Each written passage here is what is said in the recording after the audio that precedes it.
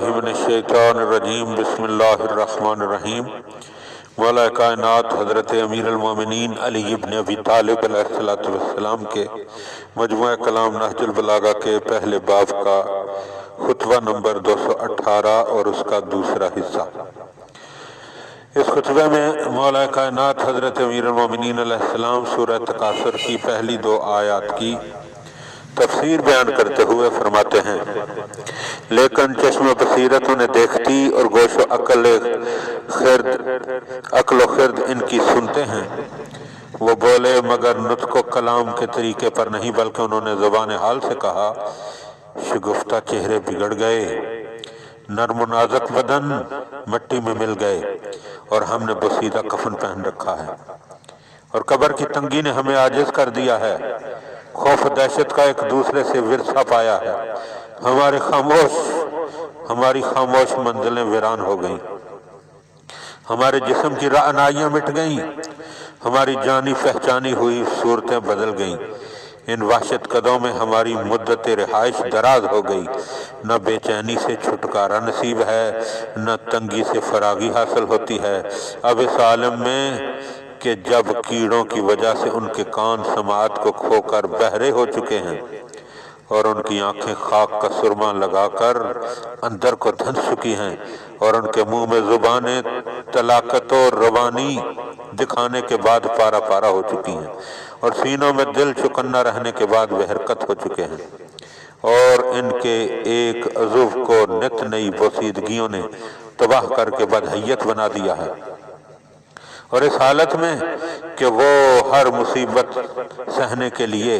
بلا مزاحمت آمادہ ہیں، ان کی طرف آفتوں کا راستہ ہموار کر دیا گیا ہے۔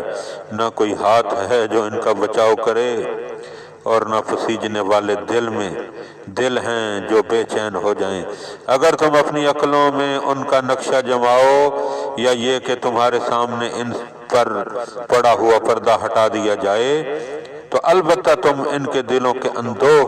اور آنکھوں میں پڑے ہوئے خط و خاشاک کو دیکھو گے کہ ان پر شدت و سختی کی ایسی حالت ہے کہ وہ بدلتی نہیں، اور ایسی مصیبت تو جان کاہی ہے کہ ہٹنے کا نام نہیں لیتی۔ اور تمہیں معلوم ہوگا کہ زمین نے کتنے باوقار جسموں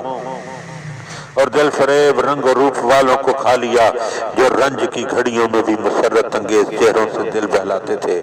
اگر کوئی مصیبت ان پر آ پڑتی تھی تو اپنے عیش کی تازگیوں میں للچائے رہنے اور کھیل تفریح پر فریفتہ ہونے کی وجہ سے خوش وقتیوں کے سہارے ڈھونڈتے تھے۔ اسی دوران میں وہ غافل و مدہوش کرنے والی زندگی کی چھاؤں میں دنیا کو دیکھ دیکھ کر ہنس رہے تھے۔ وہ دنیا انہیں دیکھ کر کہے لگا رہی تھی۔ اچانک زمانے نے انہیں کانٹوں کی طرح رون دیا اور ان کے سارے زور توڑ دیے، اور قریب ہی سے موت کی نظریں ان پر پڑنے لگیں، اور ایسا غم و اندوہ ان پر طاری ہوا کہ جس سے وہ آشنا نہ تھے، اور ایسی اندرونی قلق میں مبتلا ہوئے کہ جس سے کبھی سابقہ نہ پڑا تھا، اور اس حالت میں وہ صحت سے بہت زیادہ مانوس تھے۔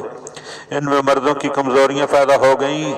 تو اب انہوں نے انہی چیزوں کی طرف رجوع کیا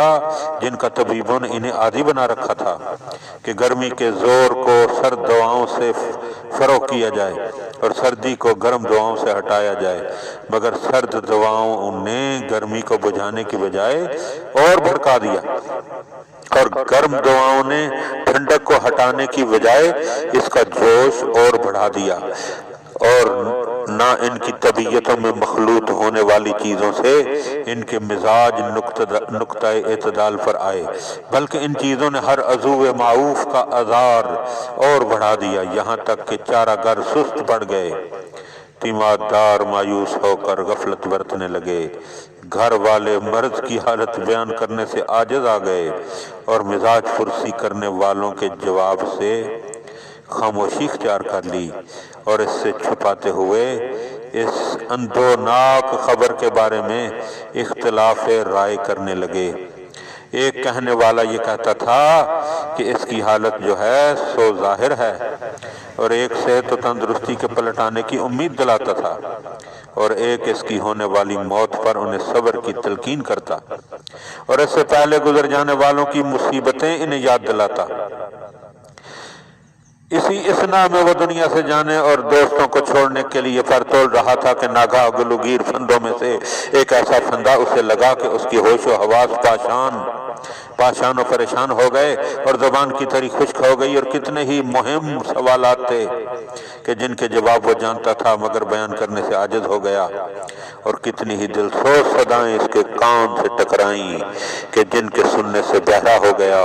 وہ آواز یا کسی ایسے بزرگ کی ہوتی تھی جس کا یہ بڑا احترام کرتا تھا، یا کسی ایسے خرد سال کی ہوتی تھی جس پر یہ مہربان و شفیق تھا۔ موت کی سختیاں اتنی ہیں کہ مشکل ہے